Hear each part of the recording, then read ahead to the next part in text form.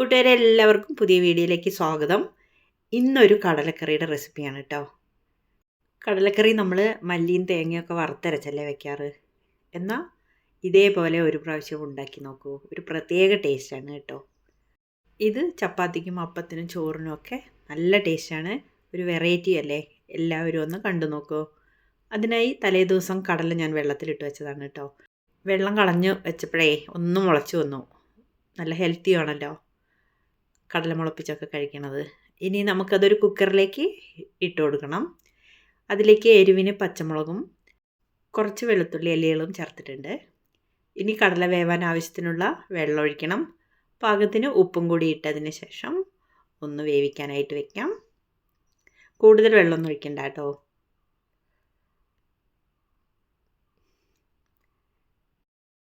ഇനി ഒരു ചട്ടി അടുപ്പത്തേക്ക് വെക്കാം. കടല അപ്പളേക്കും വേവട്ടെ കേട്ടോ. ഇനി അതിലേക്ക് വെളിച്ചെണ്ണ ഒഴിച്ചു കൊടുക്കാം. വെളിച്ചെണ്ണ ഒഴിച്ചാലാണ് കൂടുതൽ ടേസ്റ്റ്. ഓയിലാണെങ്കിലും കുഴപ്പമില്ല കേട്ടോ. അതിലേക്ക് കടുക് ഇട്ട് കൊടുക്കാം. കടുകൊന്ന് നന്നായിട്ടൊന്ന് പൊട്ടി വരട്ടെ. ഇനി നമുക്ക് അതിലേക്ക് തക്കാളി കട്ട് ചെയ്ത് വെച്ചതും ചെറിയുള്ളി അരിഞ്ഞതും ഒരു കഷ്ണം കിഴങ്ങ് വേണ്ടവർക്ക് ചേർത്താൽ മതി കേട്ടോ. പിന്നെ എരിവിന് പച്ചമുളകാണ്. മുളക് പൊടി ചേർക്കണില്ല ഈ കറിയിൽ. പച്ചമുളക് നല്ല എരിവുള്ളത് വേണം കേട്ടോ ചേർക്കാൻ. അതും കൂടി അതിലേക്ക് ഇട്ടിട്ട് ഒന്ന് വഴറ്റിയെടുക്കണം. കൂടുതലൊന്നും വഴലണ്ട കേട്ടോ. ജസ്റ്റ് ഒന്ന് വഴറ്റിയെടുത്താൽ മതി.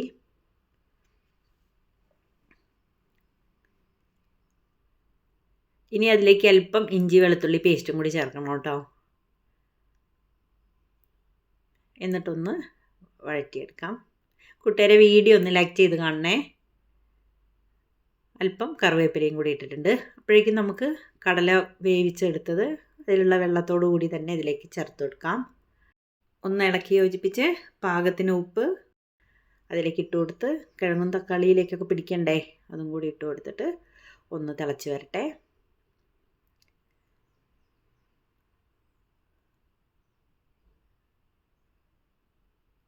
ഒന്ന് അടച്ച് വെച്ച് തിളച്ച് വരാനായിട്ട് വെക്കണം കേട്ടോ. ഇനി നമുക്ക് അരപ്പ് തയ്യാറാക്കാനായി തേങ്ങ ചിരവി എടുക്കണം കേട്ടോ. അത്യാവശ്യം കൂടുതൽ എടുക്കണേ. ഇനി അതിലേക്കൊരു കുഞ്ഞു കഷ്ണം പട്ട ചേർക്കാം. പട്ടയുടെ ചുവ ഇഷ്ടമില്ലാത്തവർ സ്കിപ്പ് ചെയ്തോളൂ. വളരെ ചെറിയൊരു പീസ് ചേർത്താൽ മതി കേട്ടോ. പിന്നെ 2 ഗ്രാമ്പും ഒരു ഏലക്കായും. പിന്നെ ചേർക്കേണ്ടത് 4-5 അണ്ടിപ്പരിപ്പാണ് കേട്ടോ. ഇതാണ് കറിയുടെ ടേസ്റ്റ്. പിന്നെ മല്ലി ഉണ്ടെങ്കിൽ മുഴുവൻ മല്ലി ചേർക്കാം. എൻ്റെ കയ്യിൽ ഇല്ലാത്ത കാരണം 1 സ്പൂൺ മല്ലിപ്പൊടി പച്ചയോടെ ചേർത്തിട്ടുണ്ട് കേട്ടോ. ഇത് നമുക്ക് മിക്സിയുടെ ജാറിലിട്ടിട്ട് നന്നായിട്ടൊന്ന് അരയ്ക്കാം. കുറച്ച് പച്ചമുളകും കൂടി അതിലും ചേർത്തിട്ടുണ്ട് കേട്ടോ. എരിവിന് പച്ചമുളകാണ് ചേർക്കണേ പറഞ്ഞില്ലേ. അപ്പോഴേക്കും തക്കാളിയും കിഴങ്ങും പച്ചമുളകും എല്ലാം കടലയിൽ കിടന്ന് നന്നായി വെന്തിട്ടുണ്ട്. ഇനി നമുക്ക് അരപ്പ് അതിലേക്ക് ചേർത്ത് കൊടുക്കാം. മിക്സിയുടെ ജാറിലേക്കും കൂടി വെള്ളം ഒഴിച്ചിട്ട് അതിലേക്ക് ഒഴിച്ചു കൊടുക്കണം കേട്ടോ. കൂടുതൽ ചാറാക്കണ്ട. കുറുകിയ ചാറിലാണ് ഈ കറിയുടെ ടേസ്റ്റ് കേട്ടോ. ഈ സമയം ഉപ്പൊക്കെ ഉണ്ടോയെന്നും കൂടി ഒന്ന് നോക്കണേ. കുറച്ച് കറിവേപ്പിലയൊക്കെ ഇട്ടിട്ട് ഒന്ന് ഇളക്കി യോജിപ്പിച്ചൊന്ന് ജസ്റ്റ് ഒന്ന് തിളച്ച് വരട്ടെ. സൂപ്പർ ടേസ്റ്റി ആയിട്ടുള്ളൊരു വെറൈറ്റി കടലക്കറി തയ്യാറായിട്ടുണ്ട്. എല്ലാവരും ഉണ്ടാക്കി നോക്കൂ. അഭിപ്രായം കമൻറ്റ് ചെയ്യണേ. സബ്സ്ക്രൈബ് ചെയ്യാൻ മറക്കല്ലേ.